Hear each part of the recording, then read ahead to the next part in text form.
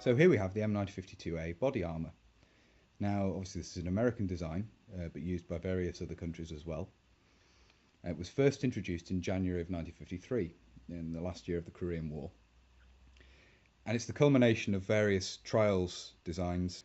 The standardised version, as I say, was introduced in January of 1953, and it is the Army pattern, hence M-1952A. Up to that point, the body armour used in Korea had been of US Marine Corps design or contract. Both the M-1951 and M-1952 pattern patterns of body armour, and they were used not only by the American forces but also by other UN forces, notably obviously the Commonwealth Division, British and Commonwealth troops. And the M-1952A did also see use by British troops out in Korea. The primary armour for all forces remained the M-1951 and M-1952 US Marine Corps vests, if you wish to call them that, because they were the ones that were in the greatest supply. There's an interesting document which I will link in the description if I can find it again. It was available online, and it's an overview, a sort of an appraisal of the use of body armour in Korea, which is very interesting reading in itself. Now it doesn't mention, it looks at numbers of body armour issued out to various units, American and UN, and it doesn't mention M-1952A being used by the British.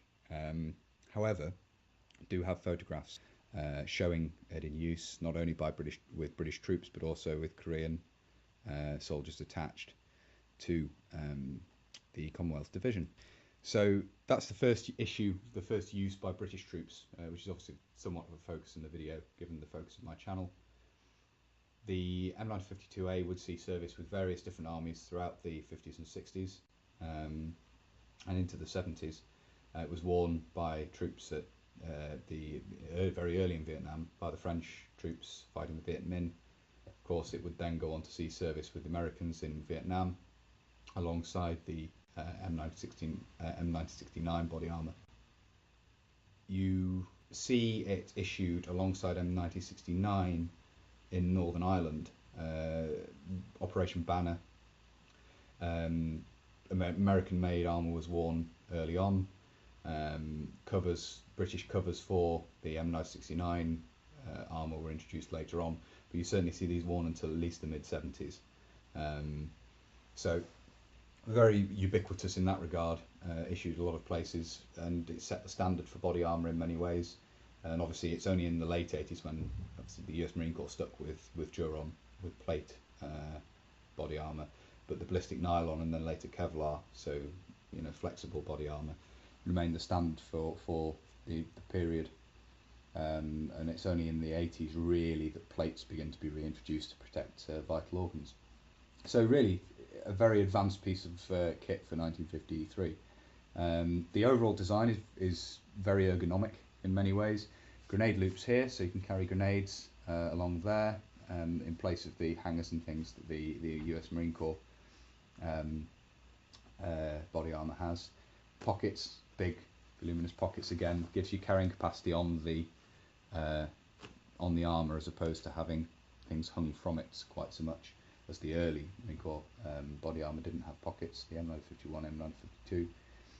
Underneath there's a zip, it's closed with a zip. Of course the M1969 later would initially be closed with a zip and then switch to Velcro, which is a better idea. You don't really want metal components as part of this. They could hit by a fragment and add to injury if something does manage to penetrate.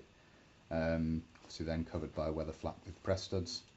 As you can see inside here, it's layered over the kidneys here, so where it laces together it becomes a double layer, so there's no gap here, even if you have it laced fairly loose. Let's show you the side lacing actually.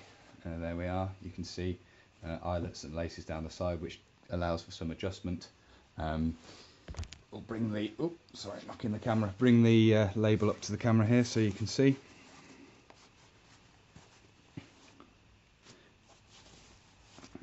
It's up here. There we go. 1954, September 1954. Armour body fragmentation, protective upper torso. And this is a size medium, as you can see, and it's made by L.W. Foster Sportswear Company. See the instruction label there as well. That's in there.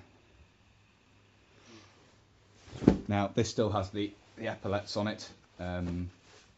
Normally, or quite commonly, you see these removed in Northern Ireland because if you're in a riot situation, they give something that someone can easily grab onto.